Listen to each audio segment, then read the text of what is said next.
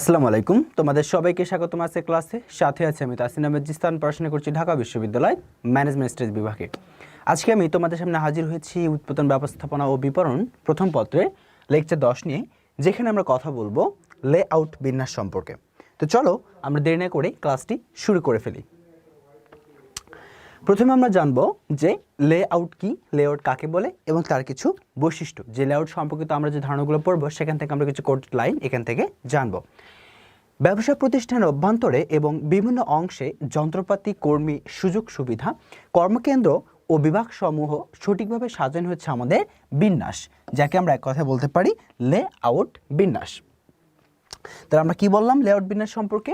যে ব্যবসা প্রতিষ্ঠানের অভ্যন্তরে এবং বিভিন্ন অংশের যন্ত্রপাতি, কর্মী, সুযোগ সুবিধা, কর্মকেন্দ্র এবং বিভাগসমূহ সঠিকভাবে যে সাজানোটা, সেটাই হচ্ছে আমাদের লেআউট বিন্যাস। আচ্ছা, সুষ্ঠু এবং দক্ষভাবে প্রতিষ্ঠানের বিন্যাস করা হলে তা প্রতিষ্ঠানের ব্যয় কমানো এবং সর্বোচ্চ ফলাফল অর্জনে সহায়ক হয়। তাহলে আমরা কেন লেআউট বিন্যাস করি? যাতে আমাদের প্রতিষ্ঠানের যে ব্যয়টা আছে সেটা আমরা কমাইতে পারি এবং আমরা সর্বোচ্চ ফলাফল অর্জন করতে পারি। সেজন্য আমাদের কি করতে হয়? আমাদের লেআউট বিন্যাস করতে হয়। বিন্যাস ব্যবস্থা উৎপাদন উপকরণের সর্বোচ্চ ব্যবহার নিশ্চিত করে। তাহলে আমাদের সফলতা অর্জন এবং ব্যয় কমানোর পাশাপাশি বিন্যাস ব্যবস্থা কী করছে? সর্বোচ্চ উপকরণের ব্যবহারটাও নিশ্চিত করছে। তার মানে আমরা বিন্যাস বলতে বোঝালাম যে এক কথায় শৃঙ্খলার সাথে যায় উপযুক্ত বস্তুকে উপযুক্ত স্থানে স্থাপন করা। যদি তুমি একটা উপযুক্ত বস্তুকে উপযুক্ত স্থানে স্থাপন করো, তবে তার জায়গাটা সে প্রপারলি নিতে পারবে এবং তোমার যে পরিবেশটা প্রতিষ্ঠানে সেটা অনেক সুন্দর সাজানো গোছানো হবে এবং জায়গাটা অনেক কম লাগবে। যেখানে তুমি তোমার যদি নিয়ম অনুযায়ী তুমি সাজাও, সুশৃঙ্খলভাবে সাজাও, তাহলে তুমি অনেক জিনিসই রাখতে পারবে। যদি এলোমেলোভাবে সাজাও তখন সেই পরিমাণ পারবে না। আচ্ছা, এবার তাহলে কি দেখছি? পাশাপাশি আবার করছে উৎপাদনশীলতাও বাড়াচ্ছে। তার মানে দেখো, তুমি একটা লেআউট বিন্যাস, একটা বিন্যাসের ফলে তুমি কী সব সুবিধা পাচ্ছ। প্রথমত কি হচ্ছে? এখানে আমাদের প্রতিষ্ঠানের যে উৎপাদন ব্যয়টা আছে পার ইউনিট কস্ট, সেটা কমে যাচ্ছে। সেকেন্ডলি হচ্ছে সর্বোচ্চ ফলাফল অর্জন সহায়ক হিসেবে কাজ করছে। থার্ডলি উপকরণের সর্বোচ্চ ব্যবহার হচ্ছে। ফোর্থলি হচ্ছে তোমার উৎপাদনশীলতাও বৃদ্ধি পাচ্ছে। আচ্ছা, এক কথা যদি আমরা বলতে যাই যে লেআউট বিন্যাসটা কি? বিন্যাস হলো প্রতিষ্ঠান অভ্যন্তরে যন্ত্রপাতি সেবামূলক নকশা, এটা হচ্ছে আমাদের বিন্যাস। অর্থাৎ বিন্যাস বলতে আমরা বুঝি প্রতিষ্ঠান অভ্যন্তরে যন্ত্রপাতি সেবাসমূহের একটা নকশা। যেখানে যেটা স্থাপন করা দরকার আমরা সেখানে সেটা স্থাপন করব, যেখানে যেটা স্থাপন করা দরকার নয় সেখানে আমরা সেটা স্থাপন করছি না।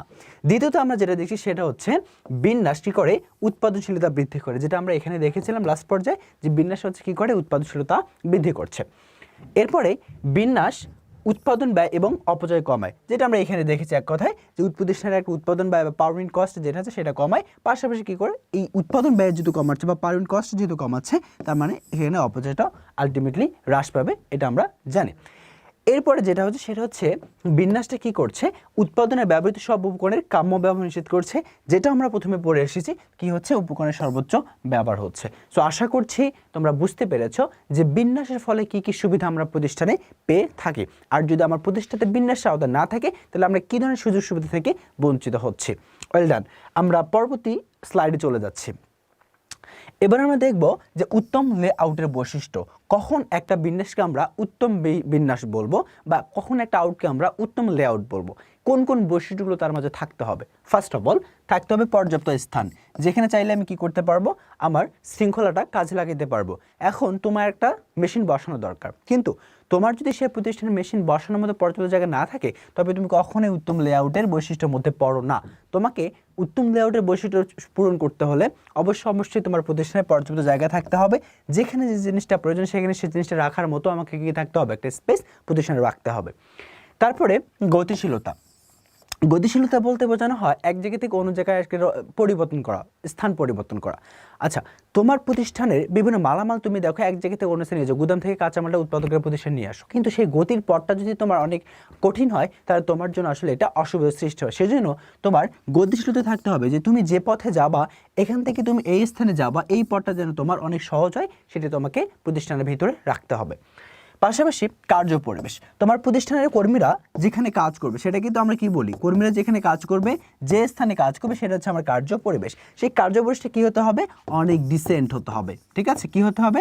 অনেক ডিসেন্ট, অনেক সাজানো গোছানো পরিপাটি হতে হবে, যাতে সেখানে কর্মীরা কাজ করে কি পায়? অনেক সন্তুষ্টি পায়, অনেক স্বাচ্ছন্দ্য বোধ করে। এটা এরপর নমনীয়তা। নমনীয়তা বলতে বোঝানো হয় হঠাৎ কোনো সৃষ্ট পরিবর্তিত একটা ঘটনা যেখানে তুমি মানায় নিচ্ছ, অর্থাৎ যে কোনো একটা অবস্থাকে তুমি খুব সহজে পরিবর্তন করতে পারছো, এটা হচ্ছে আমার নমনীয়তা। সো একটা প্রতিষ্ঠানের বিন্যাসে অনেক ধরনের সমস্যা আসতে পারে, বাট তুমি যদি তৎক্ষণাৎ সেটাকে পরিবর্তন করার সক্ষমতা রাখো, তাহলে তুমি হচ্ছে কার মধ্যে পড়বা?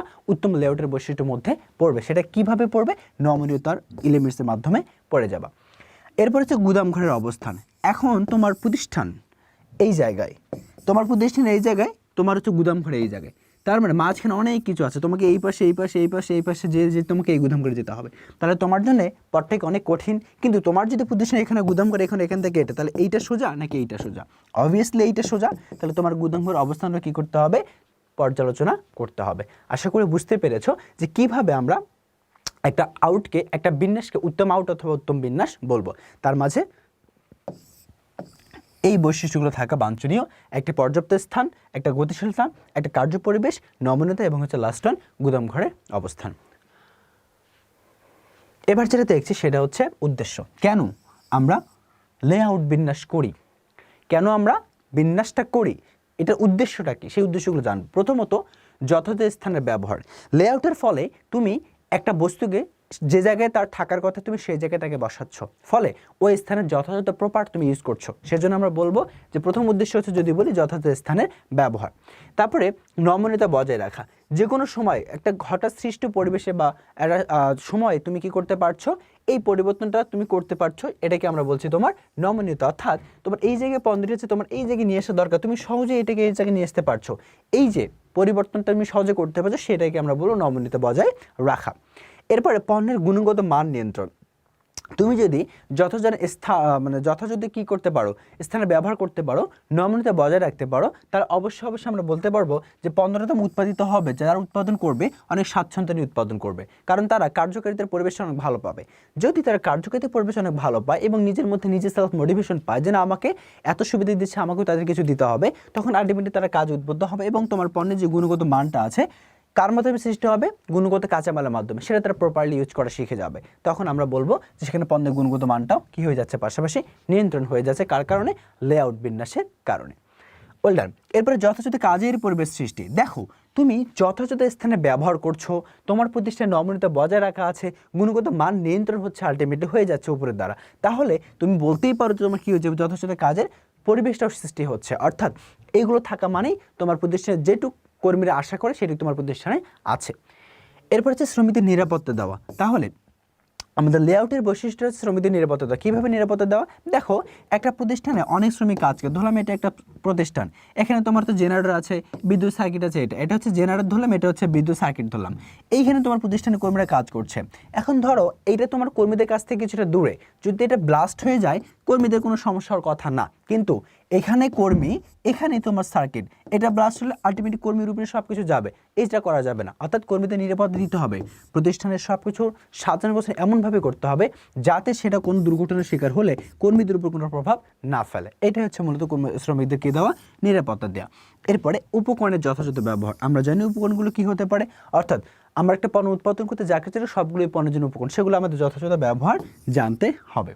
তাহলে আলটিমেটলি আমরা বলতে পারি যে উত্তম লেআউটের বা হচ্ছে লেআউট বিন্যাসের উদ্দেশ্যগুলো হচ্ছে, বা কেন আমরা লেআউট বিন্যাস করি তার কারণগুলো হচ্ছে, যথেষ্ট স্থান ব্যবহার করতে পারি, আমরা নমনীয়তা বজায় রাখতে পারি, গুণগত মান নিয়ন্ত্রণ করতে পারি, যথাযথ কাজের পরিবেশ সৃষ্টি করতে পারি, শ্রমিকদের নিরাপত্তা দিতে পারি এবং উপকরণের যথাযথ ব্যবহারটা আমরা এখানে কি করতে পারি। ওকে, এরপর আমরা যেটা দেখব সেটা হচ্ছে তোমার লেআউটের লক্ষণ বা বিন্যাসের লক্ষণ, লেআউট বিন্যাসের লক্ষণ। আচ্ছা, লক্ষণগুলো হচ্ছে দীর্ঘ পরিবহন রেখা।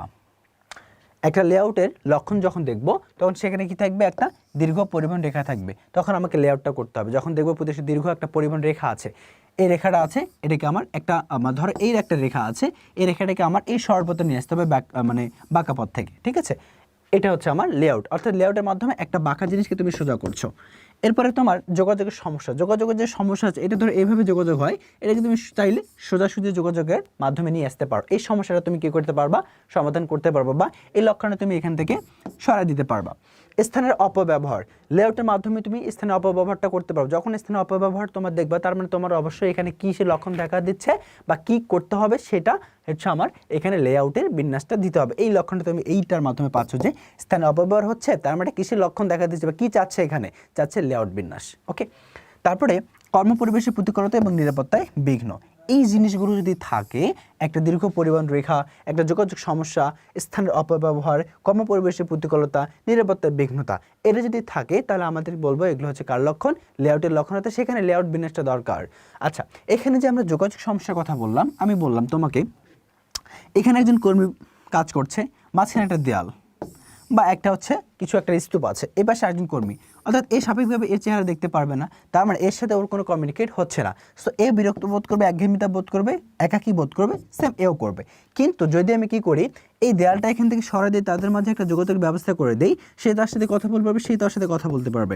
আলটিমেটলি কি উপকার হবে, তাদের দুজনের একঘেয়েমিতা কমে যাবে, একাকিত্ব কমে যাবে, পাশাপাশি তাদের দুজনের মধ্যে একটা সুন্দর সম্পর্ক তৈরি হবে, বিল্ড আপ হবে। এটাই হচ্ছে আমার কি লেআউটের কাজ। তারপরে নিরাপত্তা বিঘ্নতা, নিরাপত্তা বিঘ্নতা মানে কি বোঝানো হয়, এই যে মাঝখানে দেয়ালটা আছে, যে কোনো মুহূর্তে তার সামনে কি ধরতে বা স্তূপটা আছে, যে কোনো মুহূর্তে একটা দুর্ঘটনার কারণে তার উপর পড়ে যেতে পারে, এটাকে তোমার এখান থেকে সরাইতে হবে। তো এইসব বিষয়গুলো হচ্ছে আমাদের লেআউটের লক্ষণ। আশা করি বিষয়টা তোমরা বুঝতে পেরেছ। এবার আসি, আমরা দেখবো যে লেআউট বিন্যাসের প্রকারভেদ। আচ্ছা, লেআউট কত প্রকার? ওকে, প্রথমে দেখবো লেআউট কত প্রকার। তার আগে আমরা জানবো যে এখানে প্রকারভেদ করার আগে কিছু আমাদের জিনিস জানতে হবে। সেগুলো হচ্ছে এরকম যে কোনো প্রতিষ্ঠান সুষ্ঠুভাবে পরিচালনা করার জন্য বিন্যাস পরিকল্পনা একটা আবশ্যক। অর্থাৎ তোমার একটা প্রতিষ্ঠান সুষ্ঠুভাবে পরিচালনা করতে চাইলে তোমার যে কাজটা করতে হবে সেটা হচ্ছে বিন্যাস পরিকল্পনা। বিন্যাস পরিকল্পনা ছাড়া বা সুশৃঙ্খল পরিকল্পনা ছাড়া তুমি কখনোই একটা প্রতিষ্ঠানকে কি করতে পারবা না, সুষ্ঠুভাবে পরিচালনা করতে পারবা না। তুমি যদি চিন্তা করো আমি ব্যবসাকে সুষ্ঠুভাবে পরিচালনা করতে চাই, তবে অবশ্যই সেখানে তোমাকে কি করতে হবে, লেআউট বিন্যাসের ধারণা নিয়ে আসতে হবে। যদি সেখানে লেআউট বিন্যাসের ধারণা না থাকে, তবে তুমি কখনোই সেই ব্যবসাটি বলতে পারবে না যে আমি সুষ্ঠুভাবে পরিচালনা করব। আচ্ছা, এবার আমরা দেখছি যে একটি প্রতিষ্ঠানের প্রকৃতি, ধরন, কার্যপ্রকৃতি, স্থান বা আয়তন প্রভৃতির আলোকে বিন্যাসকে বিভিন্ন ভাগে ভাগ করা যায়। তাহলে আমরা এখানে এক্স্যাক্টলি বলছি না যে বিন্যাসকে কত ভাগে ভাগ করা যায়, বিন্যাসকে চাইলে বিভিন্ন ভাগে ভাগ করা যায়। কার উপর ডিপেন্ড করে রিলাই করা হয় বা ডিপেন্ড করা হয় রিলাই অন তোমার হচ্ছে এই জিনিসগুলো, একটা হচ্ছে প্রকৃতি, একটা হচ্ছে ধরন, একটা হচ্ছে কার্যপ্রকৃতি, একটা হচ্ছে স্থান বা আয়তন। বিভিন্ন জিনিসের দিক থেকে বিভিন্ন জায়গায় আমরা কি করতে পারি, সেগুলোর শ্রেণীবিভাগ করতে পারি। তো চলো আমরা এখানে কিছু শ্রেণীবিভাগ দেখছি। এই হচ্ছে আমাদের বিন্যাস বা লেআউট। এটাকে আমরা প্রথমে দেখছি দুই ভাগে বিভক্ত করা যায়, একটা হচ্ছে কারখানা বিন্যাস, একটা হচ্ছে আমাদের সেবা বিন্যাস। এই কারখানা বিন্যাসকে আমরা আবার চারটি ভাগে ভাগ করতে পারি।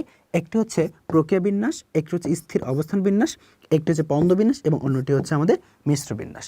অপরদিকে আমরা সেবা বিন্যাসকে আবার দুইটি ভাগে বিভক্ত করতে পারি।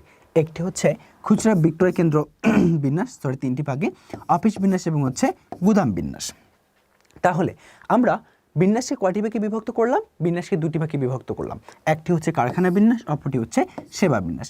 এই কারখানা বিন্যাসকে আবার আমরা কয়টি ভাগে বিভক্ত করলাম, চারটি ভাগে বিভক্ত করলাম। একটি হচ্ছে আমাদের প্রক্রিয়া বিন্যাস, একটি হচ্ছে আমাদের স্থির অবস্থার বিন্যাস, একটি পণ্য বিন্যাস, একটি হচ্ছে মিশ্র বিন্যাস। অপর পাশে আমরা কি করলাম, আমরা সেবা বিন্যাসকে আবার তিনটি ভাগে বিভক্ত করেছি। একটি খুচরা কেন্দ্র বিন্যাস, একটি হচ্ছে অফিস বিন্যাস, একটি হচ্ছে আমাদের গুদাম বিন্যাস।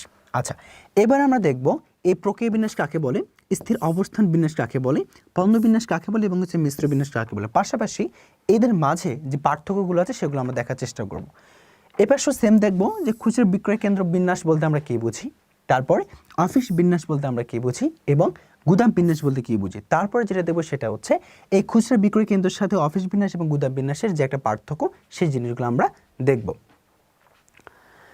প্রথমত আমরা দেখব হচ্ছে কারখানা বিন্যাস। কারখানা বিন্যাস কাকে বলে, কোনো কারখানার অভ্যন্তরে যন্ত্রপাতি, প্রক্রিয়া, কর্মীদের অবস্থান সাজানোর কৌশলকে কারখানা বিন্যাস বলা হয়। তাহলে কারখানা বিন্যাস বলতে কি বুঝি আমরা, যে একটা কারখানার অভ্যন্তরে যন্ত্রপাতি, প্রক্রিয়া, কর্মীদের অবস্থান সাজানোর যে কৌশলটা আছে সেটাকে আমরা কি বলছি, কারখানা বিন্যাস বলছি। প্রয়োজনীয় যন্ত্রপাতি কোনটি কোথায় কিভাবে স্থাপন হবে এবং কর্মীদের কিভাবে কাজে লাগানো হবে তার পূর্ণ একটি নকশাকরণ হচ্ছে আমাদের কারখানা বিন্যাস। অর্থাৎ কারখানা সাজানো গোছানোটাকে আবার কারখানা বিন্যাস। কোন জিনিসটা কারখানায় কোথায় স্থাপন করব, কোন কর্মীকে কোথায় কাজ করতে দিব, কে কতক্ষণ কাজ করবে, কে কিভাবে কাজ করবে, কে কোন বিভাগের অধ্যাপক থাকবে বা মানে আর কি প্রধান দায়িত্বে থাকবে, এই সমস্ত সবগুলো জিনিসের সমন্বয় হচ্ছে আমাদের কারখানা বিন্যাস। তাহলে কারখানা বিন্যাসকে আমরা যে আবার 4টি ভাগে বিভক্ত করেছিলাম, তার প্রথমটি হচ্ছে আমাদের কি প্রক্রিয়া বিন্যাস, মনে আছে? কারখানা বিন্যাসকে আমরা যে ভাগ করেছিলাম তার মধ্যে প্রথমটা কি ছিল? আমাদের প্রক্রিয়া বিন্যাস ছিল। আচ্ছা, এবার আমরা জানবো যে প্রক্রিয়া বিন্যাস কি জিনিস। যে বিন্যাস ব্যবস্থায় একটি নির্দিষ্ট উদ্দেশ্য, মাথায় রাখো, কি উদ্দেশ্য? একটা, কয়টা? একটা, নির্দিষ্ট, নট অনির্দিষ্ট। তার মানে যে বিন্যাস ব্যবস্থায় একটা নির্দিষ্ট উদ্দেশ্য অর্জনের জন্য সমজাতীয় কাজগুলোকে সমকেন্দ্রে বা সমবিভাগে ভাগ করা হয় তাকে আমরা বলছি প্রক্রিয়া বিন্যাস। এই সংজ্ঞার মাধ্যমে আমাদের কিছু বিষয় জানার আছে। প্রথমত আমরা দেখব যে এখানে যে বিন্যাসটা করা হয় সেই বিন্যাস ব্যবস্থা, প্রক্রিয়া বিন্যাসে আমরা একটা নির্দিষ্ট উদ্দেশ্য অর্জনের জন্য কাজ করব। কয়টা উদ্দেশ্য অর্জনের জন্য? একটা উদ্দেশ্য অর্জনের জন্য কাজ করব। পাশাপাশি আমরা সমজাতি এবং যে কাজগুলো আছে সেগুলোকে আমরা কি করছি? সমবিভাগে বিভক্ত করব। তার মানে এখানে আমরা আলাদা আলাদা কোনো কাজকে কি করছি না, বিভক্ত করছি না। যে কাজগুলো সমজাতীয়, যার জাত একটা, তাকে আমরা কি করছি? বিভক্ত করছি, এবং তাকে আমরা কি বলছি? তোমার প্রক্রিয়া বিন্যাস বলছি। এই ধরনের বিন্যাসে মেশিন এবং কর্মীদের একই রকম কাজ সম্পাদনের ভিত্তিতে একত্র করা হয়। এই লাইনটাও ইম্পর্টেন্ট, যে এই প্রক্রিয়া বিন্যাসে আমাদের মেশিন বা যন্ত্রপাতি এবং কর্মীদেরকে আমরা একই রকম কাজ সম্পাদনের ভিত্তিতে কি করে থাকি? একত্র করে থাকি। তাদেরকে আমরা কখনো আলাদা করি না, তাদেরকে আমরা একত্র করি সবসময়। ওকে, এইটা হচ্ছে আমাদের প্রক্রিয়া বিন্যাস। দ্বিতীয়টা কি ছিল আমাদের? মনে পড়ে? দ্বিতীয়টা ছিল আমাদের স্থির অবস্থান বিন্যাস। এটা অনেক ইন্টারেস্টিং একটা জিনিস, স্থির অবস্থান বিন্যাস, সেটা হচ্ছে যে বিন্যাস ব্যবস্থা পণ্য একটা নির্দিষ্ট জায়গায় স্থির থাকবে এবং কর্মীদের তাদের যন্ত্রপাতি ও হাতে নিয়ে কাজ করার জন্য সেই জায়গায় যেতে হয়, তাকে আমরা কি বলছি? স্থির অবস্থান বিন্যাস। উদাহরণস্বরূপ যদি বলি, ধরো জাহাজ কারখানা, এটা সবসময় আসে স্থির অবস্থান বিন্যাসের ক্ষেত্রে একটা কমন উদাহরণ, যে জাহাজ এক জায়গায় উৎপাদন হয়, কারখানা এক জায়গায়, উৎপাদন হয় আরেক জায়গায়। অর্থাৎ তোমার মূল কার্যাবলী জায়গা, অফিস এক জায়গায়, উৎপাদন হচ্ছে আরেক জায়গায়, সেটা হচ্ছে নদীর কাছে, যাতে কি করা হয়? খুব সহজে যেন উৎপাদনের পর সেটা নদীতে ভাসমান করা যায়। ঠিক আছে? সো এটা হচ্ছে আমাদের স্থির অবস্থান, যার মূল বৈশিষ্ট্য হচ্ছে যে আমার কাজ করার জন্য শ্রমিককে হাতের এবং যন্ত্রপাতি নিয়ে ওই পণ্যের স্থানে যেতে হয় যেখানে আলটিমেটলি আমরা পণ্যটা তৈরি করছি। ঠিক আছে? এটা কিন্তু যেখানে কর্মী থাকে সেখানে উৎপাদন করা হয় না। এটা হচ্ছে আমাদের স্থির অবস্থার বিন্যাস। বিষয়টা একটু ইন্টারেস্টিং না? হ্যাঁ। এরপরে আমরা 3 নম্বরটা যেন কি দেখেছিলাম? হ্যাঁ, 3 নম্বরটা দেখেছিলাম আমরা হচ্ছে পণ্য বিন্যাস। আচ্ছা, আমাদের প্রক্রিয়া বিন্যাস গেল, স্থির অবস্থার বিন্যাস গেল, থার্ড হচ্ছে আমাদের পণ্য বিন্যাস। পণ্য বিন্যাস বলতে কি বোঝানো হয়? যে বিন্যাস ব্যবস্থায় সমজাতীয় পণ্য উৎপাদনের জন্য, দেখো আমাদের প্রক্রিয়া বিন্যাসও কিছু সমজাতীয় ছিল, বাট সেখানে তাদেরকে আমরা সমবিভাগে বিভক্ত করতাম, কিন্তু এখানে সেটা করবো না। জাস্ট পার্থক্য এটুকুই আমাদের প্রক্রিয়া বিন্যাসের সাথে কার বিন্যাস? পণ্য বিন্যাসে। তাহলে যে বিন্যাস ব্যবস্থায় সমজাতীয় পণ্য উৎপাদনের জন্য কাজের ধারা অনুযায়ী বিভিন্ন বিভাগ, যন্ত্রপাতি, উৎপাদন উপকরণ প্রভৃতি আমাদের সুসজ্জিত করে রাখা হয়, তাকে আমরা বলছি পণ্য বিন্যাস। তাহলে সংজ্ঞাটা যদি আমরা আরেকবার একটু দেখি, যে বিন্যাস ব্যবস্থায় সমজাতীয় পণ্য উৎপাদনের জন্য কাজের ধারা অনুযায়ী বিভিন্ন বিভাগ, যন্ত্রপাতি, উৎপাদন উপকরণ প্রভৃতি সুসজ্জিত করে রাখা হয়, তাকে আমরা কি বলছি? পণ্য বিন্যাস বলছি। ওকে, এই জাতীয় বিন্যাস ব্যবস্থায় পণ্য উৎপাদন কাজের ধরন অনুসারে যন্ত্রপাতি সাজানো হয়। তাহলে এখানে কি করা হচ্ছে? যে পণ্য উৎপাদনের কাজের ধরন অনুসারে আমরা কাজের ধরন অনুসরণকে ফোকাস করে কি করছি? যন্ত্রপাতি সাজাচ্ছি আমরা। অর্থাৎ কোথায় যন্ত্রপাতি সাজালে কোন কাজটা সেটাভাবে করা যাবে, সেই কাজের ধরনটা অনুযায়ী আমরা কি করছি? এখানে যন্ত্রপাতিগুলো সাজাচ্ছি। পণ্য বিন্যাসের যন্ত্রপাতি এমনভাবে ব্যবস্থা করা হয় যেন কার্যক্রম ধারাবাহিকতা থাকে। অর্থাৎ আমরা যেন একটা কাজ এই যন্ত্রতে করে আরেকটা, দুইটা যন্ত্র পার করে আরেকটাতে না করতে হয়। এটা পরে যে কাজটা সেটা যেন এটাতে হয়, যেটা পরে এই পরে কাজটা তোমার যন্ত্রপাতি যেটা আছে সেটা যেন এই পরটাতে আমি করতে পারি। অর্থাৎ মোট কথা আমার যে প্রক্রিয়াটা থাকবে, প্রসেসিং প্রক্রিয়া, সেটা একটার পর একটা হবে। তার জন্য যে যন্ত্রটা লাগবে সেটা যেন একটার পর একটাই থাকে। একটা কি ডিঙ্গিয়ে যেন আমি অন্যটাতে যে সেকেন্ড কাজটা না করতে হয়, আবার সেকেন্ড কাজটা করে থার্ড কাজের জন্য আবার যেন সেকেন্ডটাতে না আসতে হয়, এভাবে যেন না হয়। ঠিক আছে? এভাবে যেন হয় যে এটার পর যে কাজটা সেটা পরে মেশিনে হবে, তারপর তৃতীয় স্টেজ যে কাজটা তৃতীয় মেশিনে হবে, ফোর্থ স্টেজ যে কাজ সেটা হচ্ছে আমাদের ফোর্থ মেশিনেই হবে। এই জিনিসটা আমাকে দেখতে হবে। ওকে, তারপরে আসো যে এই ধরনের বিন্যাস ব্যবস্থাকে কখনো কখনো আমরা কি বলি? সরল বিন্যাস বলি। কেন সরল বিন্যাস বলছি? তাহলে দেখো আমরা এই যে মেশিনের কথা বললাম, এই মেশিনটা কি হচ্ছে? এটার পর কাজটা এটাতে হবে, এটার পর কাজটা তারপর কাজটা এটাতে হবে। এই যে একটা সরল পথে যাচ্ছে, সেজন্য তো আমাকে কি বলি? তাকে সরল রেখা বা হচ্ছে আমরা স্ট্রেট লাইন লেআউট বলে থাকি। আশা করি বুঝতে পেরেছো কেন এটাকে আমরা লেআউট বলি বা আমরা এখানে কেন সরলরেখা বিন্যাস বলি। সাধারণত বড় উৎপাদনমুখী, একটু খেয়াল করো, সাধারণত বড় উৎপাদনমুখী শিল্পের ক্ষেত্রে আমরা কি পাই দেখতে?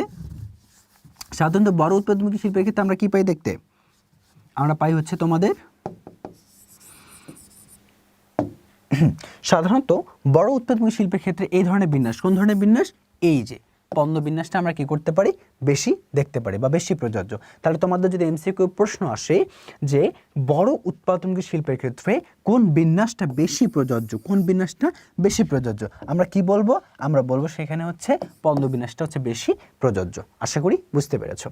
আচ্ছা, এই যে আমরা এখানে বিন্যাসটা করছি, এই বিন্যাসকে আমরা কয়টি আকৃতি দিচ্ছি, দুইটি আকৃতি দিচ্ছি। একটা হচ্ছে সরল আকৃতি, একটা হচ্ছে আমাদের ইউ আকৃতি। তাহলে সরল আকৃতি কোনটা, এই যে আমরা বললাম যে এই মেশিন এখানে 4টা আছে, ধরো 4টা মেশিন আছে, এটাতে প্রথম কাজটা হবে, ধরো আমরা কি করলাম, কাঁচামালটাকে জাস্ট একটু পরিবর্তন করা হবে প্রথম মেশিনে, তারপরে সেটাকে যদি আরেকটু আমরা মডিফাই করতে চাই দ্বিতীয় মেশিনে, সেই মেশিনে তারপরেই আছে, তারপরে সেটা আরেকটু মডিফাই করতে চাইলে তারপরে সেখানেই আছে।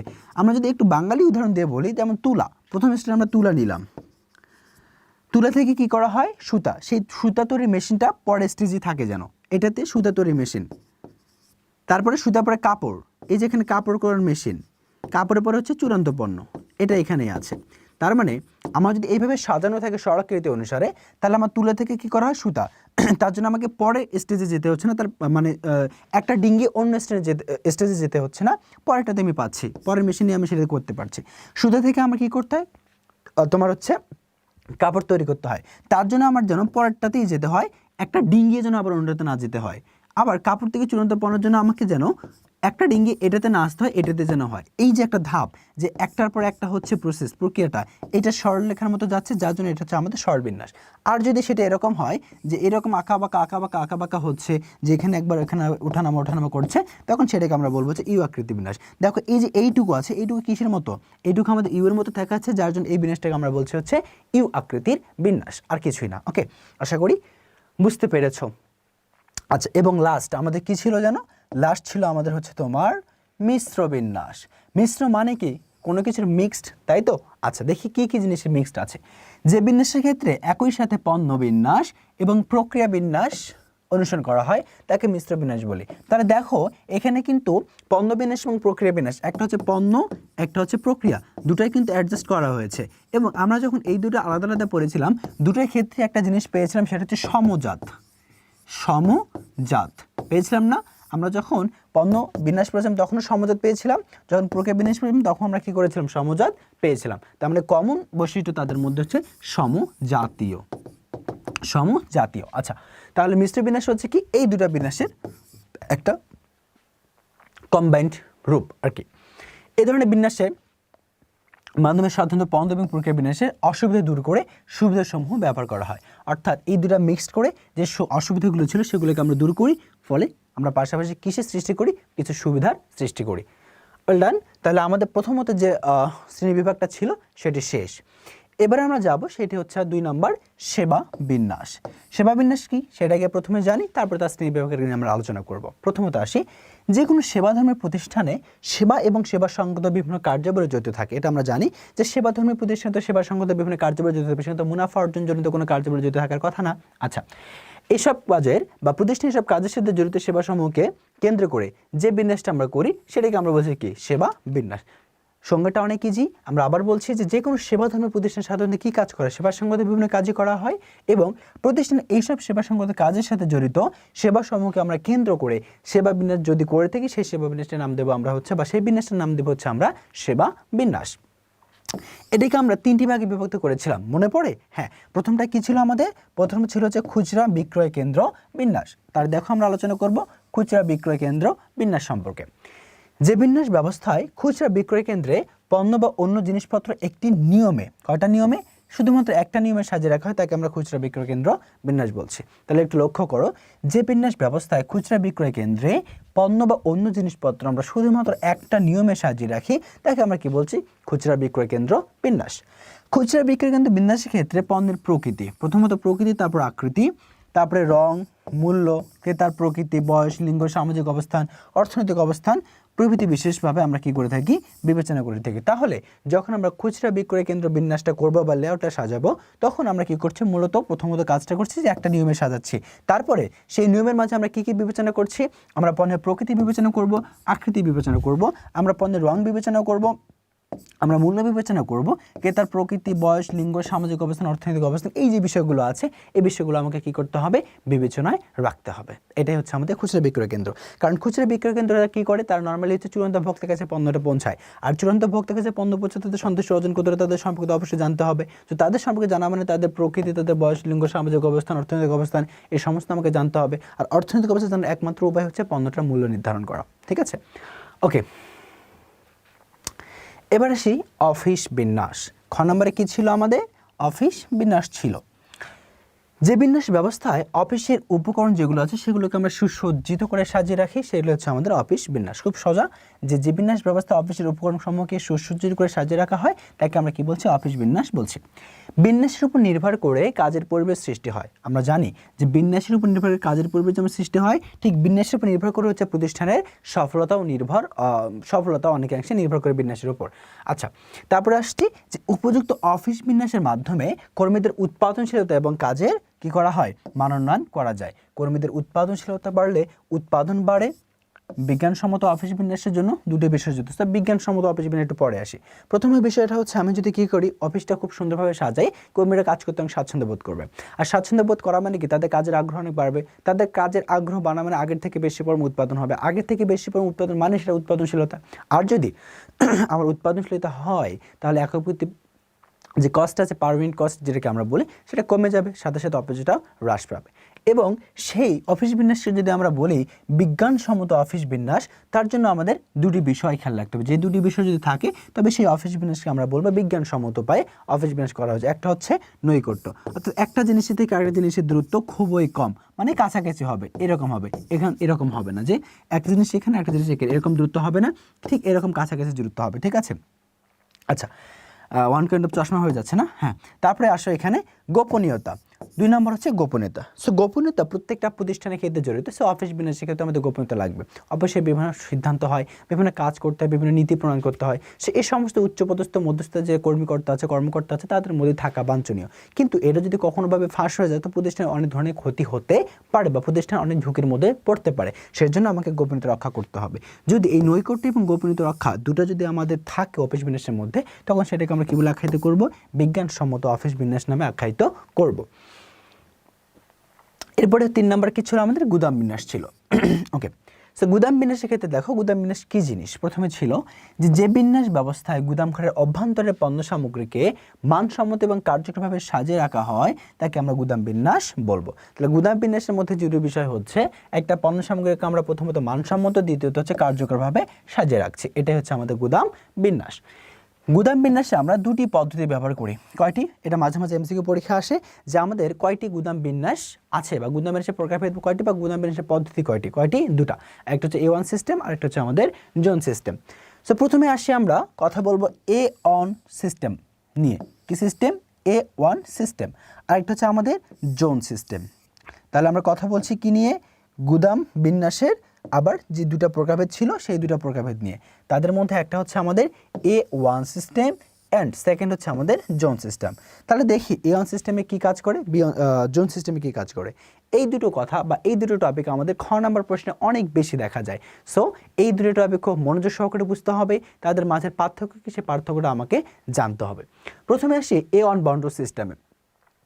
A1 বাউন্ডারি সিস্টেমে গুদাম বিন্যাসের এমন একটি পদ্ধতি যার মাধ্যমে গুদামটি ডক বা ঘাট হতে পণ্য সামগ্রী নিয়ে মজুত এলাকায় প্রবেশ করায় এবং পরবর্তী সময়ে মজুত সংগ্রহকারীরা আলাদা ফরমাইশ পূরণ করে উত্তোলন করে। তার মানে কি বোঝাচ্ছে এখানে? প্রথমে বোঝাচ্ছে যে এটি এমন একটি পদ্ধতি যার মাধ্যমে যে পণ্যটি আছে সেটি হচ্ছে আমাদের ডক বা ঘাট থেকে পণ্য সামগ্রী নিয়ে কি করা হয়, মজুত এলাকায় যেখানে মজুত করা হয়, যে গুদামে মজুত করা হয় সেখানে যাওয়া হয়। তারপরে যারা মজুত সংগ্রহকারী আছে তারা আবার আলাদা আলাদা ফরমাইশ করে পূরণ করে তারা কি করে, ওই মজুতটা উত্তোলন করে। অর্থাৎ এক কথা যদি বলি যে এই পদ্ধতির মাধ্যমে পণ্য ডক বা ঘাট থেকে সংগ্রহ করে গুদামে আনয়ন করা হয় এবং পরবর্তীতে যারা ক্রেতারা আছে তারা গুদাম থেকে সেটা কি করে, সরবরাহ করে বা তাদের কাছে নির্গমন করা হয়। কোথা থেকে? গুদাম থেকে।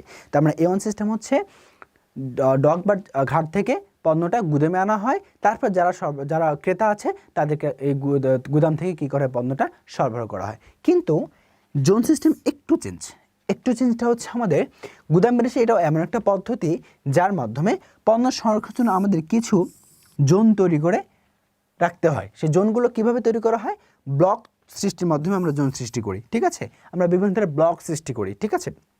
এই ব্লক সৃষ্টি করা হয় আর প্রতিটি ব্লকে আমাদের পণ্যটা মজুত রাখা হয়। আমরা এখানে গুদামে করছি, বাট গুদামের মধ্যে আমরা একটা জোন সৃষ্টি করি, যে জোনটা সৃষ্টি করছে ব্লক সৃষ্টির মাধ্যমে।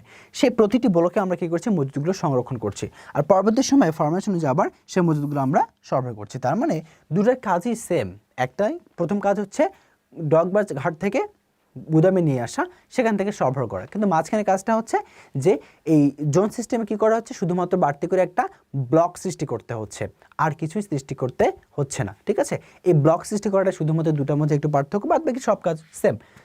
তো এই হচ্ছে আমাদের গুদাম বিন্যাস, এবং তার হচ্ছে কি আমাদের শ্রেণী বিভাগ, একটা হচ্ছে A1 সিস্টেম, একটা হচ্ছে জোন সিস্টেম। তো আশা করছি এটুকু তোমরা পড়ে রাখবে, এবং এখান থেকে সিকিউ পরীক্ষায় খ নম্বরে অনেকবার প্রশ্নটি এসেছে, অনেক বোর্ডে এসেছে, সেটা সর্বোচ্চ গুরুত্ব দিয়ে পড়ার চেষ্টা করবে। এরপরে আসো প্রক্রিয়া বিন্যাস। আমরা যে বললাম এতক্ষণ প্রক্রিয়া বিন্যাস, পণ্য বিন্যাস, স্থির অবস্থান বিন্যাস পড়ছি, তার এখন বিস্তারিত একটু আলোচনা করব। প্রথমে তো আমরা কথা বলবো প্রক্রিয়া বিন্যাস সম্পর্কে। আর আমরা জানি প্রক্রিয়া বিন্যাসটা কি, যে একটা নির্দিষ্ট উদ্দেশ্য অর্জনের জন্য সমযোজিত কাজগুলোকে আমরা কি করছি? বিভক্ত করছি বা সমকেন্দ্রে সমবিভাগে ভাগ করছি। এটাই হচ্ছে আমাদের কি? প্রক্রিয়া বিন্যাস। আমি আবার বলছি প্রক্রিয়া বিন্যাস কি?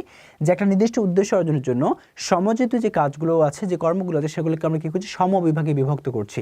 এটা হচ্ছে আমাদের প্রক্রিয়া বিন্যাস। আচ্ছা, তো এক কথা যদি প্রক্রিয়া বিন্যাস সম্পর্কে সর্ববিধ তথ্য আমরা দিতে যাই, তাহলে বলবো যে প্রক্রিয়া বিন্যাস হচ্ছে একই বৈশিষ্ট্য আলটিমেটলি কি বোঝানো হয়? সমজাতীয়কেই বোঝানো হয়। একই বৈশিষ্ট্য মানে সমজাতীয় কাজ। সো প্রক্রিয়া বিন্যাসে একই বৈশিষ্ট্যের মেশিন ও সেবাসমূহ একই বিভাগে আমরা কি করি? অন্তর্ভুক্ত করি। এরপরে হচ্ছে প্রক্রিয়া বিন্যাসে কাজের প্রকৃতির উপর ভিত্তি করে করা হয়। তাহলে প্রক্রিয়া বিন্যাসটা কিসের উপর ভিত্তি করে করা হয়? সমজাতীয় কাজের উপর ভিত্তি করে প্রক্রিয়া বিন্যাসটা আমরা করি, যেটা আমরা সংজ্ঞাতে পড়লাম যে সমজাতীয় কাজগুলোকে আমরা সমকর্ম কেন্দ্রে কি করি? আমরা সমবিভাগে ভাগ করি। তার মানে আমরা বলতেই পারি যে প্রক্রিয়া বিন্যাসে কাজের প্রকৃতির উপর নির্ভর করে আমরা সেটাকে কি করি? তোমার হচ্ছে বিভক্ত করি। তারপর বা প্রক্রিয়া বিন্যাসটা আমরা করি হচ্ছে কাজের প্রকৃতির উপর ভিত্তি করে। তারপর হচ্ছে আমরা বলবো যে প্রক্রিয়া বিন্যাসে কার্যসমূহকে সমকার্যকেন্দ্রে ভাগ করা হয়, মানে তোমার হচ্ছে সমবিভাগে ভাগ করা হয়। প্রক্রিয়া বিন্যাসের কাজগুলোকে আমরা কি করি? সমবিভাগে ভাগ করে, যেহেতু আমার কাজগুলো সমজাতীয়, তার মানে ভাগটা আমাকে কি করতে হবে? সমজাতীয়তে করতে হবে। আমরা হচ্ছে অন্যভাবে কিছুই করতে পারছি না। এরপরে আসি যে স্বল্প পরিমাণ পণ্য বা অল্প পরিমাণ পণ্য বা সেবা উৎপাদনে প্রক্রিয়া বিন্যাস উপযোগী। তাহলে এটাও মোস্ট ইম্পর্টেন্ট, যে প্রক্রিয়া বিন্যাসটা আমার কোথায় উপযোগী বা কোথায় প্রযোজ্য? যেখানে আমার হচ্ছে উৎপাদনের পরিমাণ, পণ্য বা সেবার উৎপাদনের পরিমাণটা অনেক কম বা অল্প। তাহলে যেখানে আমাদের পণ্য বা সেবার উৎপাদনের পরিমাণটা অনেক অল্প, সেখানে প্রযোজ্য হচ্ছে আমাদের প্রক্রিয়া বিন্যাস। আশা করি বুঝতে পারছো, লাইনটা মোস্ট ইম্পর্টেন্ট, এখানে ট্রেসটা দিয়ে রাখতে পারো। ওকে, তারপর হচ্ছে আমরা দেখব তোমার প্রক্রিয়া বিন্যাসে বিশেষজ্ঞতার নীতি কি করা হয়? অনুসরণ করা হয়। তাহলে প্রক্রিয়া বিন্যাসে কোন নীতি অনুসরণ করা হচ্ছে? আমাদের বিশেষজ্ঞতা, নট বিশেষায়ন, ঠিক আছে? বিশেষজ্ঞতার নীতি অনুসরণ করা হচ্ছে। তারপরে এখানে জব এবং ব্যাচ উৎপাদনে এই বিন্যাস ব্যবহার করা হয়। তাহলে এই বিন্যাসের ব্যবহার আমরা দুই জায়গায় দেখতে পাচ্ছি। এক জায়গায় উপযোগী বা কয় জায়গায় উপযোগী? দুই জায়গায় দেখতে পাচ্ছি। একটা হচ্ছে যেখানে তোমরা অল্প পরিমাণে পণ্য বা সেবা উৎপাদন করছে, সেখানে এটা প্রযোজ্য। আরেকটা হচ্ছে ব্যাচ এবং জব উৎপাদনে আমরা এই তোমার হচ্ছে প্রক্রিয়া বিন্যাসটা কাজে লাগাই। তাহলে আমরা এই যে কয়টা লাইন আছে, এইগুলো আমাদের মোস্ট ইম্পর্টেন্ট লাইন, এগুলো আমাকে মাথায় রাখতেই হবে, ঠিক আছে? সো এগুলোকে আমার সুন্দর করে গোছানোভাবে যেগুলোভাবে দেওয়া আছে এভাবে আমাকে পড়ে নিতে হবে। Well done. এবার যেটা দেখছি প্রক্রিয়া বিন্যাসের বৈশিষ্ট্য। আচ্ছা, বৈশিষ্ট্যগুলো হচ্ছে প্রথমত সমজাতীয় কাজের অন্তর্ভুক্তি। তাহলে আমরা দেখলাম সব কিছুর মাঝে বৈশিষ্ট্য খুঁজে পাওয়া আমাদের জন্য ইজি। এখন আমরা দেখলাম এখানে যে কাজগুলো হচ্ছে সেগুলো হচ্ছে আমাদের কি সমজাতীয় করা হয়, এবং বিভক্তকরণটা সমজাতীয়ভাবেই করা হয়। তারপরে সেখানে বিশেষজ্ঞতার নীতিটা অনুসরণ করি আমরা, নমনীয় যে কোনো মুহূর্তে আমরা পরিবর্তন করতে পারি, এবং হচ্ছে সেবাধর্মী প্রতিষ্ঠানের ক্ষেত্রে এটা ব্যবহার করা হয়। অর্থাৎ আরেকটা বলতে পারি যে অল্প, যেখানে অল্প পণ্য বা সেবা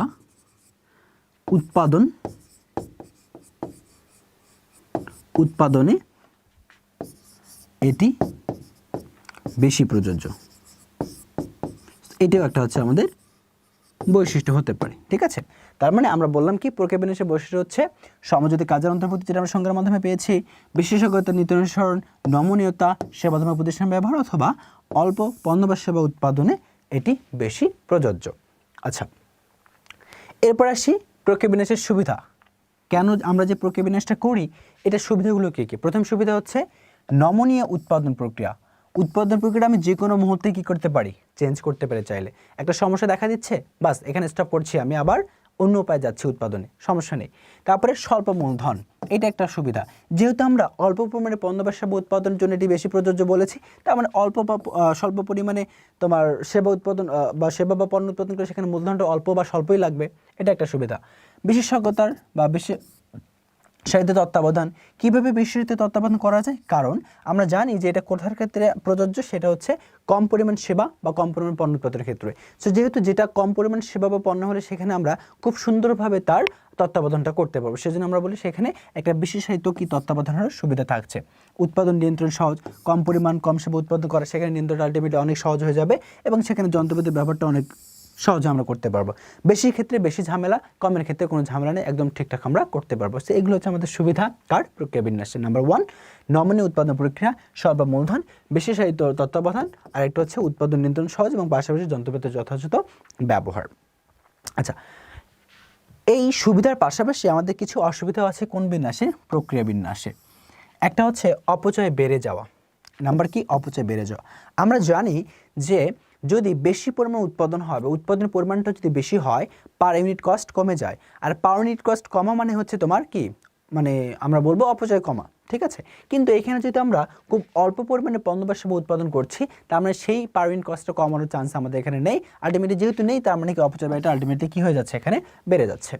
তারপরে শ্রমিক ব্যয়, বেশি পরিমাণ পণ্যের ক্ষেত্রে যখন আমরা একটা শ্রমিক কাজে লেগে যে ব্যয়টা করব বা তার যে শ্রমিকের যে পারিশ্রমিকটা যেটুকু আসবে, কম পরিমাণে পণ্যের ক্ষেত্রে করে তার থেকে বেশি আমাকে পারিশ্রমিকটা দিতে হবে। সো এই ক্ষেত্রে আমাদের শ্রমিক ব্যয়টা বেড়ে যায়। তারপরে সমন্বয় অসুবিধা এবং হচ্ছে প্রসেস ব্যয় নির্ধারণ কঠিন। এই স্বল্পপণ্যে যে আমরা কী প্রসেস ব্যয় নির্ধারণ করব, এটা আসলে অনেক কঠিন হয়ে যায়। সো এখানে প্রসেস ব্যয় নির্ধারণ করতে হচ্ছে তোমার দক্ষতা সম্পন্ন একজন ব্যবস্থাপক দরকার। আসলে স্বল্প বা অল্প পরিমাণে সেবা পণ্য উৎপাদনের ক্ষেত্রে এই ধরনের বেশি স্যালারি দিয়ে তোমার কোনো ব্যবস্থাপক প্রতিষ্ঠানে আনা সম্ভব হয় না, ঠিক আছে? এটা এগুলো হচ্ছে আমাদের অসুবিধা। সো প্রত্যেক কিছু সুবিধার পাশে একটা কিছু অসুবিধা থাকবে, তো আমাদের প্রক্রিয়া বিন্যাসের সুবিধাগুলো বেশি অসুবিধার থেকে, ঠিক আছে? এরপরে স্থির অবস্থান বিন্যাস, যেটা অনেক মজার একটা টপিক। স্থির অবস্থান বিন্যাস এর ধারণা বলতে আমরা কি বুঝি? যে বিন্যাসে কর্মী এবং যন্ত্রপাতি সমূহকে পণ্যের কাছে আনা হয় এবং সেখানে নির্মাণ কাজ সম্পন্ন করা হয়, তাকে আমরা বলছি স্থির অবস্থান বিন্যাস। সুতরাং আমরা বলতেই পারি যে এই বিন্যাস ব্যবস্থায় পণ্যটি নির্দিষ্ট স্থানে স্থির থাকে, সেইখানে কর্মীদের যে সেখানে মালামাল নিয়ে যে আমাকে কি করতে হয়? কাজ করতে হয়। তারপরে এ বিন্যাস ব্যবস্থায় কর্মীরা তাদের উপকরণ নিয়ে পণ্যটির কোথায় যায়? কাছে যায়। তারপরে এ বিন্যাস ব্যবস্থায় বড় ধরনের প্রকল্প ব্যবস্থা উপযোগী, তার মানে ছোটোখাটো কোনো প্রকল্পের ক্ষেত্রে স্থির অবস্থান বিন্যাস উপযোগী নয়, বড় ধরনের প্রকল্প ব্যবস্থায় স্থির বিন্যাস উপযোগী। স্পেশালি সেটা হচ্ছে শিপের ক্ষেত্রে, শিপ কারখানা, ঠিক আছে? শিপ কারখানার ক্ষেত্রে হচ্ছে আমাদের স্থির অবস্থান বিন্যাসটা একদম অ্যাকুরেটলি যায়, ঠিক আছে? ওকে, এরপরে এর কিছু বৈশিষ্ট্য দেখব। স্থির অবস্থান বিন্যাসের বৈশিষ্ট্য যেটা আমরা একটু আগে পড়েছি, সেখান থেকে শুধুমাত্র আমরা বৈশিষ্ট্যগুলো দেখছি। কী কী বৈশিষ্ট্য আছে? প্রথমত পণ্যের একটা স্থির অবস্থান। তারপরে উপকরণের সন্নিবেশ। উপকরণের সন্নিবেশ মানে কি? এক স্থান থেকে উপকরণগুলো অন্য থেকে নিয়ে যে একত্রকরণ করা, এটা হচ্ছে আমাদের উপকরণের সন্নিবেশ। ধারাবাহিকতা, অর্থাৎ যে পণ্যটা লাগবে সেটা ধারাবাহিকভাবে এক স্থান থেকে আমরা ওখানে নিয়ে যাচ্ছি, এলোমেলোভাবে কিন্তু নিয়ে যাচ্ছি না। তারপরে ব্যয়বহুল, এই যে তুমি এক জায়গা থেকে পণ্যটা অন্য জায়গায় নিয়ে যাচ্ছ, এই যে যাতায়াতের যে খরচ, এটা তোমার বৃদ্ধি পাচ্ছে, অর্থাৎ এটা ব্যয়বহুল। তুমি যদি যেখানে কারখানা সেখানে যদি তুমি পণ্যটি উৎপাদন করো, প্রোডিউসটা যদি তুমি এখানেই করো, তাহলে কিন্তু তোমার সেই যে যাতায়াতের কষ্ট এটা কিন্তু লাগছে না। কিন্তু সেটা যদি তুমি এখানে না করে অন্য জায়গায় করো, এই জায়গা থেকে এই জায়গায় আসার সময় যে কষ্ট, সেটা তোমার ব্যয় বেড়ে যাচ্ছে। তার মানে আমরা বলবো এটা একটা ব্যয়বহুল পন্থা। তারপরে নিয়ন্ত্রণের সমস্যা, কারখানার মধ্যে থাকলে তুমি যেভাবে নিয়ন্ত্রণ করতে পারতে, বাইরে সেভাবে তুমি পারবা না। তার মানে সুবিধার এখানে বৈশিষ্ট্যগুলো হচ্ছে আমাদের পণ্যের স্থির অবস্থান, উপকরণের সন্নিবেশ, ধারাবাহিকতা, ব্যয়বহুল, নিয়ন্ত্রণের সমস্যা। আর একটা কথা মাথায় রাখবা, বৈশিষ্ট্য সবসময় সুবিধা অসুবিধা মিলেই হয়, ঠিক আছে? তুমি মানুষ, তোমার কিছু সুবিধা আছে, তোমার কিছু অসুবিধা আছে, যেগুলো তোমার হচ্ছে বৈশিষ্ট্য হিসেবে পরিগণিত হবে। পরবর্তীতে এগুলোই তুমি যা যাচাই বাছাই করে যেগুলো সুবিধা সেগুলো সুবিধার ভাগে ফালাবা, যেগুলো অসুবিধা সেগুলো অসুবিধার ভালে ফাগাবা। আলটিমেটলি বৈশিষ্ট্য জানতে পারলে সুবিধা অসুবিধা বের করা কোনো বিষয়ই না, ঠিক আছে? তো এবার আমরা দেখব সুবিধাগুলো। স্থির অবস্থান বিন্যাসের সুবিধা হচ্ছে, প্রথমটা যদি বলি নমনীয়, ঠিক আছে? তারপরে ধারাবাহিক উৎপাদন, পরিচালন ব্যয় কম, তারপরে স্বল্পমেয়াদী কর্মসূচি এবং সহজ তত্ত্বাবধান। এগুলো হচ্ছে আমাদের কি তোমার স্থির অবস্থান বিন্যাসের সুবিধা। কি কি? একটা নমনীয়তা, ধারাবাহিক উৎপাদন, তারপরে পরিচালন ব্যয় কম, স্বল্পমেয়াদী কর্মসূচি এবং হচ্ছে সহজ তত্ত্বাবধান। এবং এই সুবিধাগুলোর পাশাপাশি কিছু অসুবিধাও আমাদের আছে। একটা হচ্ছে অপচয় ব্যয় বেড়ে যাওয়া। অপচয় ব্যয় বেড়ে যাওয়া মানে কি? স্থির অবস্থান বিন্যাসের ক্ষেত্রে একসাথে অনেকগুলো কিছু তৈরি করা হয় না, সার্টেন দুই একটা জিনিস তৈরি করা হয়। তার মানে অল্প উৎপাদন মানে ব্যয়টা বেড়ে যাচ্ছে, ব্যয় বেড়ে যাওয়া মানে অপচয় ব্যয়টাও বেড়ে যাচ্ছে। তারপরে ব্যয়বহুল বিন্যাস, তুমি যে পণ্যের কাছে সব কিছু নিয়ে যাচ্ছ, এটা একটা ব্যয়। আর অন্যান্য জিনিস সমন্বয়ে তোমার হচ্ছে এখানে কারখানায় উৎপাদন করে যে ব্যয়টা হতো তার থেকে ব্যয়টা ওখানে বেশি যাচ্ছে। এই জন্য আমরা বলবো ব্যয়বহুল বিন্যাসটা একটা হচ্ছে অসুবিধা। দক্ষ শ্রমিকের অভাব, এই ধরনের কারখানার ক্ষেত্রে বা এই ধরনের পণ্য উৎপাদনের ক্ষেত্রে যে শ্রমিকের কাজ করে তারা সাধারণত দক্ষ হয় না। সো তাদেরকে কী করতে হয়? দক্ষতার জন্য একটা শ্রমিকের প্রশিক্ষণ দিতে হয়, সেই প্রশিক্ষণ ব্যয়টাও আমাদের কি একটা অসুবিধা। যদিও আমাদের এই প্রশিক্ষণের একটা অভাব হচ্ছে বাংলাদেশে, এদের প্রশিক্ষণ দেওয়ার মতো পর্যাপ্ত প্রশিক্ষণ কেন্দ্র আমাদের নেই। তারপর হচ্ছে প্রয়োগ ক্ষেত্র সীমিত। আচ্ছা, এই যে প্রয়োগ ক্ষেত্র সীমিত মানে তুমি যেখানে কাজ করছো সেখানে আর কি এই কাজের জায়গাটা যে সব জায়গায় বিস্তৃত এমনটা না, একটা নির্দিষ্ট জায়গা আছে যেখানে শুধুমাত্র তুমি একটা করলে একটা করতে পারো, চাইলে 3-4টা একসাথে করতে পারবে না। এটা হচ্ছে প্রয়োগ ক্ষেত্র সীমিত। তার মানে স্থির অবস্থান বিন্যাসে কিছু সুবিধা ছিল, তার পাশাপাশি কিছু অসুবিধাও আছে। অসুবিধাগুলো হচ্ছে আমাদের অপচয় ব্যয়টা বেড়ে যাওয়া, ব্যয়বহুল বিন্যাস, দক্ষ শ্রমিকের অভাব এবং হচ্ছে প্রয়োগ ক্ষেত্র সীমিত। আশা করি তোমরা বুঝতে পেরেছ। এবার দেখছি আমরা পণ্য বিন্যাস। তাহলে আমরা এখানে প্রক্রিয়া বিন্যাস দেখলাম, স্থির অবস্থান বিন্যাস দেখলাম। এটা কত নম্বর ছিল? এটা হচ্ছে আমাদের 3 নম্বর। সেটা হচ্ছে পণ্য বিন্যাস, যেখানে সমযোজিত একটা কথা উল্লেখ থাকবে। আচ্ছা, এই পণ্য বিন্যাসের সাথে প্রক্রিয়া বিন্যাসের একটা সম্পর্ক আছে। কোথায়? সমযোজিত পণ্যের ক্ষেত্রে। সো যে বিন্যাস ব্যবস্থা সমযোজিত পণ্য উৎপাদনের জন্য ধারাবাহিকভাবে যন্ত্রপাতি এবং অন্যান্য সুবিধাসমূহ সজ্জিত করা হয় তাকে আমরা বলছি পণ্য বিন্যাস। আই রিপিট, যে বিন্যাস ব্যবস্থায় সমযোজিত পণ্য উৎপাদনের জন্য ধারাবাহিকভাবে যন্ত্রপাতি ও অন্যান্য সুবিধাসমূহ সুসজ্জিত করা হয় তাকে আমরা বলছি পণ্য বিন্যাস। এক কথায় পণ্য বিন্যাসের যন্ত্রপাতি এবং সহায়ক সেবা সমূহ উৎপাদন রেখার সাথে সঙ্গত রেখে করা হয়, কখনো সঙ্গতের বাইরে যে করা হয় না। তারপর হচ্ছে পণ্য বিন্যাসে একই ধরনের পণ্য উৎপাদনের যন্ত্রপাতি বিন্যাস করা হয়। আমরা সমযোজিত থেকে এটাই জানতে পারি যে পণ্য বিন্যাসে একই ধরনের পণ্য উৎপাদনে যন্ত্রপাতি বিন্যাস করা হয়।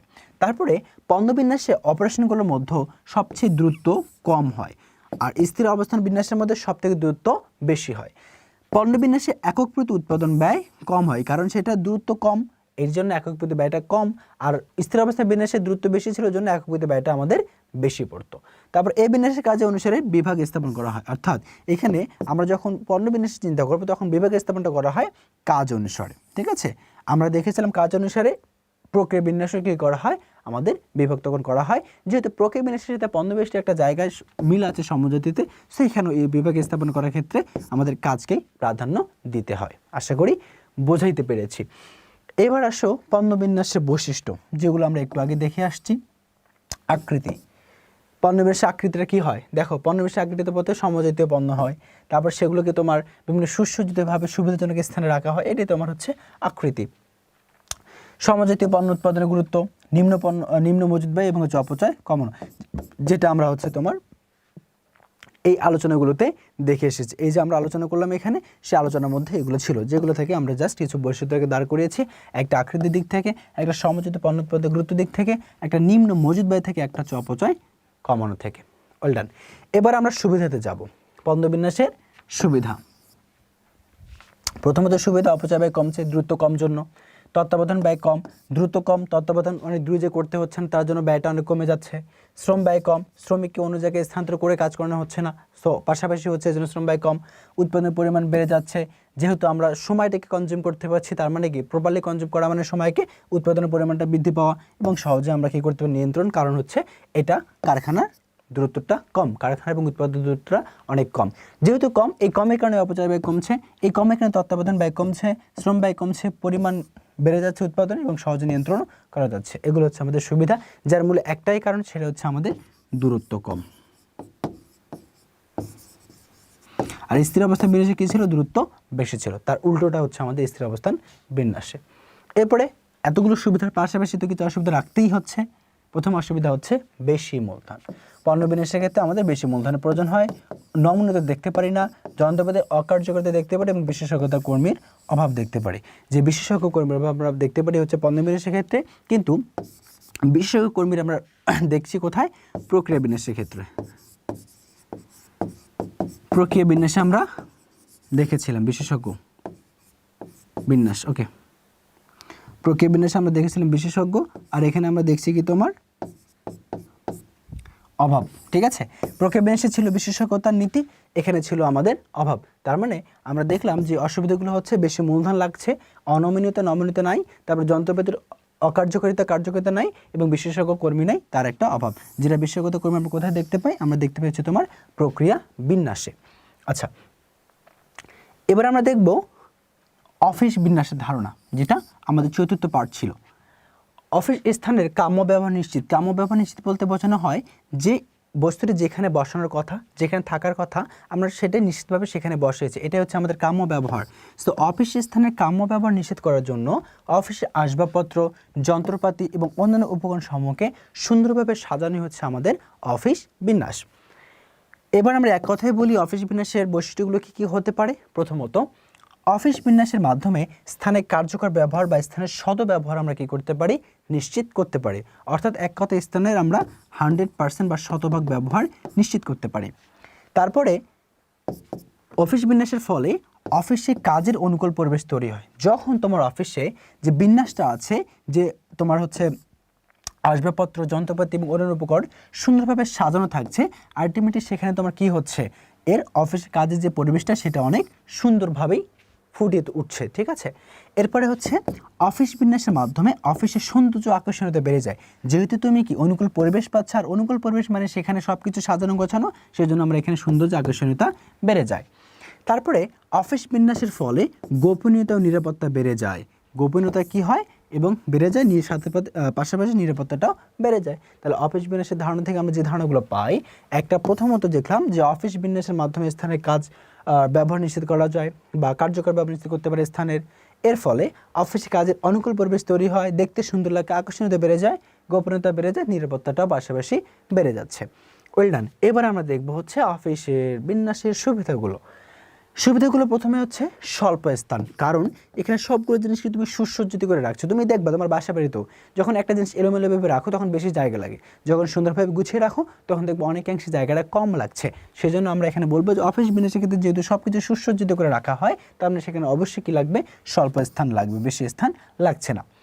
কাজে মনোযোগ বসবে, কারণ এখানে কি হয়? পরিবেশটা অনেক সুন্দর পাই, গোছানো পাই, কর্মীদের দক্ষতা বাড়বে। পরিবেশ সুন্দর পেলে কর্মীরা নিজে থেকে কাজে উদ্বুদ্ধ হবে এবং তাদের দক্ষতা বৃদ্ধি পাবে, এবং পাশাপাশি অফিস সরঞ্জামের যথাযথ ব্যবহার আমরা বৃদ্ধি করতে পারছি, যেগুলো হচ্ছে আমাদের অফিস বিন্যাসের ক্ষেত্রে সুবিধা বলছি। ঠিক আছে, একটা স্বল্প স্থান, কাজে মনোযোগ, কর্মীদের দক্ষতা বেড়ে যাওয়া, অফিস সরঞ্জামের যথাযথ ব্যবহার বেড়ে যাওয়া। এর পাশাপাশি কিছু অসুবিধা আমরা দেখব। একটা বেশি বিনিয়োগ, এখানে বেশি বিনিয়োগ করতে হয়। তারপরে ভিন্ন ভিন্ন ডেস্ক নিয়ে আসতে হয়, তার জন্য যে বিনিয়োগ, সমন্বয়ের অভাব থাকে, এবং হচ্ছে অস্বাস্থ্যকর পরিবেশ। ঠিক আছে, এগুলো হচ্ছে আমাদের অফিস বিন্যাসের অসুবিধা। এবার আসি মতবাদে। এতক্ষণ তো আমরা অফিস বিন্যাস সম্পর্কে জানলাম, তার সুবিধা জানলাম, অসুবিধা জানলাম, কিন্তু এই অফিস বিন্যাসের আবার কি আছে? মতবাদ, বা একে আমরা বলতে পারি দর্শন। সো মতবাদ আবার দর্শন। সো কিছু মতবাদ বা কিছু দর্শন আছে।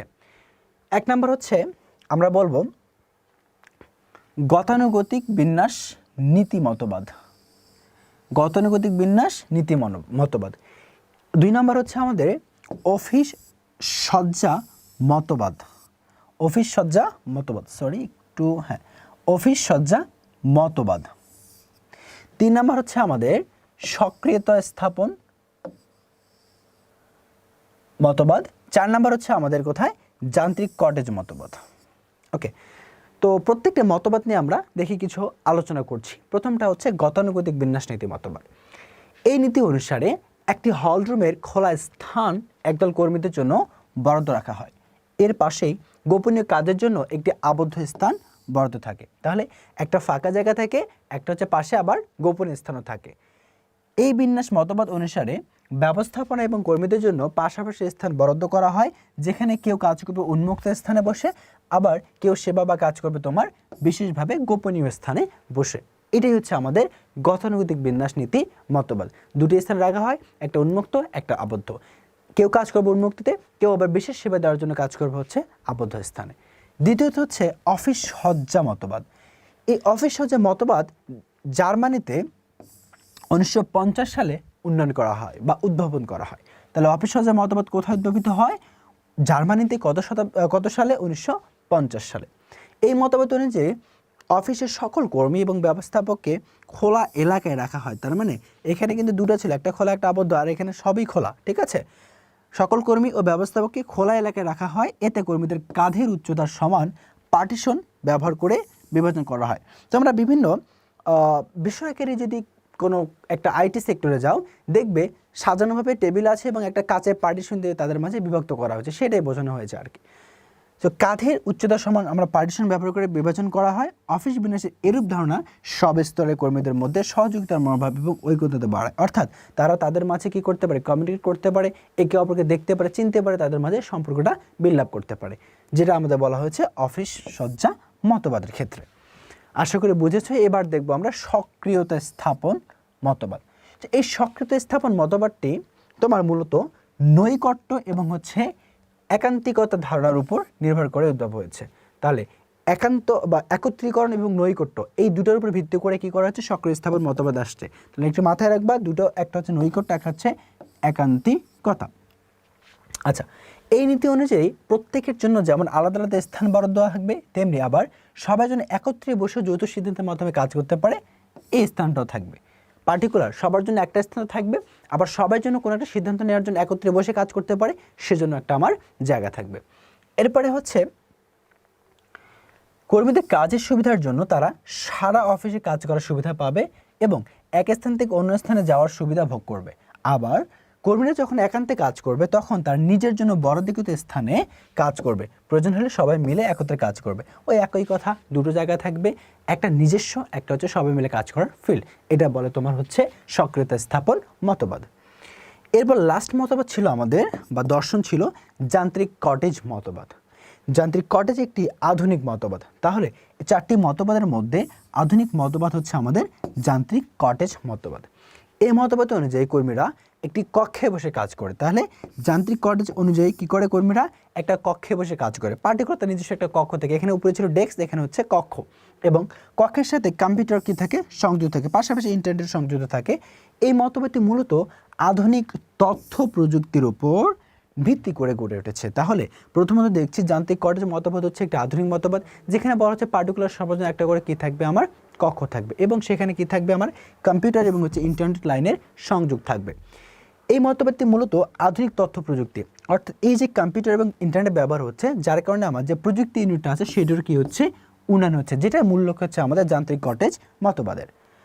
এবং এই ধারণাটিকে ধরে নেওয়া হয় যে শিল্প বিপ্লবের পূর্বের কুঠির। কারণ আমরা এখানে যখন সক্রিয়তা দেখলাম তখন ছিল কত সাল? আমাদের 1950 সাল। কিন্তু যখন আমরা যান্ত্রিক কটেজ মতবাদে যাব, সেটা 1950 সালের আগে আমাদের কী করা হয়েছিল?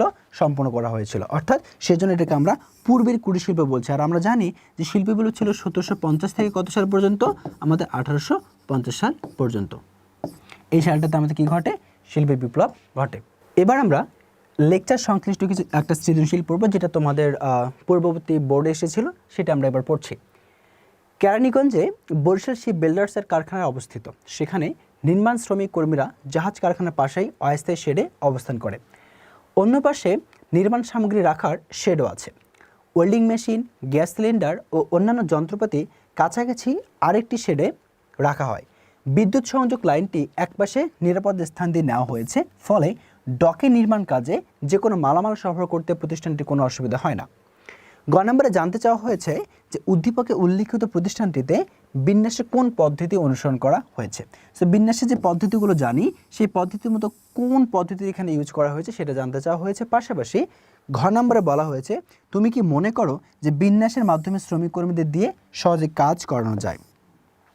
তাহলে এই উদাহরণের আমার যে উদ্দীপকটা আছে এই সৃজনশীলে, সেখানে আমরা প্রথমে দেখছি যে সেখানে যে নির্মাণ কাজটা ছিল, সেখানে তোমার পাশাপাশি কি ছিল? আমাদের শেড ছিল, যেখানে তারা অবস্থান করত, এবং সেখানে যে নির্মাণ সামগ্রী ছিল সেগুলো রাখা ছিল। তাহলে এই বৈশিষ্ট্য আমরা কোথায় দেখতে পারি? যখন আমরা প্রতিষ্ঠানটির বিন্যাস, অর্থাৎ আমরা পণ্য বিন্যাসের ধারণা পড়েছিলাম 3 প্রকার, তখন আমরা কোন বিন্যাসটা সেখানে দেখতে পেরেছিলাম সেটা আমাকে এখানে মিলকরণ করতে বলা হয়েছে। এবার তারপরে ঘ নম্বর বলছে যে আমি কি মনে করি কিনা যে বিন্যাসের মাধ্যমে একটা শ্রমিক কর্মীকে দিয়ে খুব সহজে আমরা কি করতে পারি? কাজ করতে পারি। তো চলো দেখা যাক এবার আমাদের ঘ নম্বরে কোন বিন্যাস আসে এবং ঘ নম্বরে আমি কাজ করতে পারি কিনা। তাহলে আমাদের ঘ নম্বর হচ্ছে এটা স্থির অবস্থান বিন্যাস। কেন স্থির অবস্থার বিন্যাস? কারণ সেখানে শেডের কথা বলা হয়েছে, আর শেড মূলত আমাদের ব্যবহার করা হয় একটা শিপ কারখানায়। শিপ কারখানার একটা মূল কার্যক্রম এক জায়গায় হয় এবং তার প্রধান কার্যক্রম যেটা অর্থাৎ অ্যাডজাস্টমেন্ট কার্যক্রম যেটা, সেটা হচ্ছে নদীর পাশে কোনো একটা জায়গায় হয়। সো এই যে শেডটা, সেটা হচ্ছে যে জায়গায় মানুষরা থাকে সেখান থেকে তাদের যে কাজকর্মের যন্ত্রপাতি বা শ্রমিকরা নিজেরা ওই জায়গায় যে কাজ করে। সো একটা অবস্থান থেকে যখন শ্রমিক কর্মী তাদের যন্ত্রপাতি নিয়ে অন্য একটা অবস্থানে কাজ করছে, তখন সেটাকে আমরা বলছি স্থির অবস্থান বিন্যাস। তার মানে এটা কোন বিন্যাসের মধ্যে যাচ্ছে? আমাদের স্থির অবস্থান বিন্যাসের মধ্যে যাচ্ছে। এবং ঘ নাম্বারকে জানতে চাওয়া হয়েছে যে আমি যদি কি করি, বিন্যাস করি, তার মাধ্যমে আমি শ্রমিকদের দ্বারা খুব সহজে বা ইজিলি কি করতে পারবো কিনা, কাজ করে নিতে পারবো কিনা। হ্যাঁ, অবশ্যই করা যাবে, কারণ তুমি যখন একটা বিন্যাস খুব সুসজ্জিতভাবে করবা, তখন কি করা হয় যে যেখানে যে বস্তুটি রাখা দরকার তুমি সেইখানে সেই বস্তুটি রাখছো। আমি ধরলাম এটা তোমার হচ্ছে একটা কারখানা, এখানে তোমার একটা যন্ত্র রাখা দরকার এবং তার পাশে কি রাখা দরকার, তোমার কর্মীদের কাজের জায়গা। এখান থেকে খুব সহজে যাতে তারা কী পায়, বিদ্যুৎ সংযোগ পায় বা অন্যান্য সুযোগ সুবিধাগুলো পায়। কিন্তু তুমি যদি এখানে না রেখে তুমি যদি এই পাশে রাখো, প্রতিষ্ঠানের বাইরে রাখো একটা যে কর্মীদের স্থান এবং হচ্ছে আরেকটা জায়গায় রাখো তাদের সরঞ্জামাদি, তো এখান থেকে তারা এখানে নিয়ে যেতে অসুবিধা বোধ করবে, অর্থাৎ তোমার এখানকার বিন্যাসটা সুন্দরভাবে হয়নি। তুমি যদি অ্যাডজাস্ট করে করতে পারতো তাহলে তাদের একটা সময় কম লাগতো, যার ফলে তোমার যে ব্যয়টা সেটা অনেক কম লাগবে। তারপরে কি হতো, তাদের দক্ষতা বৃদ্ধি পেত, কারণ তখন যখন তাদের হচ্ছে কাজ করতে যে জিনিসটার প্রয়োজন হবে তৎক্ষণ তারা সেই জিনিসটা এখান থেকে কালেক্ট করতে পারতো। কিন্তু যখন এইটা বাইরে থাকবে, এখান থেকে তাদের এখানে আসতে হবে, তারপরে এখান থেকে নিয়ে যেতে হবে, অর্থাৎ তারা একঘেয়েমিতা বোধ করবে বা বিরক্ত বোধ করবে। যার কারণে আমরা বলবো যে তোমার প্রতিষ্ঠানে কি হয় নাই, যে বিন্যাসটা সেটা সুসজ্জিতভাবে করা হয় নাই। আর যদি তুমি সুসজ্জিতভাবে করো তাহলে তার তিনটি সুবিধা হবে। প্রথমটি, তারা কাজের একটা সুন্দর পরিবেশ পাচ্ছে এবং তারা সময়টা কম কনজিউম করতে পারছে, পাশাপাশি তারা খুব মনোযোগ সহকারে কাজটি করতে পারছে, যার ফলে তোমার প্রতিষ্ঠানের যে সফলতার দ্বার প্রান্ত সেটা খুব সহজেই উন্মোচিত হচ্ছে। সো অবশ্যই সঠিক বিন্যাসের মাধ্যমে কর্মীদের যে কাজ সহজে করানো যায় বলে আমি মনে করি। সো এই ছিল হচ্ছে আমাদের আজকের লেকচার। আশা করছি তোমাদের ভালো লেগেছে। ইনশাআল্লাহ পরবর্তী কোনো লেকচারে তোমাদের সামনে আবার হাজির হব। সে পর্যন্ত তোমরা সুস্থ থাকবে, ভালো থাকবে এবং আমাদের সাথেই থাকবে। আল্লাহ হাফেজ।